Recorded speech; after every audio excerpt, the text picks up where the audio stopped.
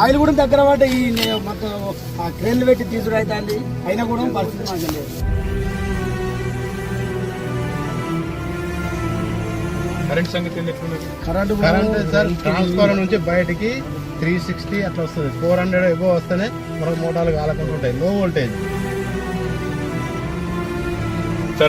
మీ తరపున ప్రభుత్వంతో మాట్లాడతాం. SRSP నుంచి నీళ్లు విడుదల చేయాలి, కనీసం ఎండుతున్న పంటలు కాపాడాలని మేము మా తరపున ప్రయత్నం చేస్తాం.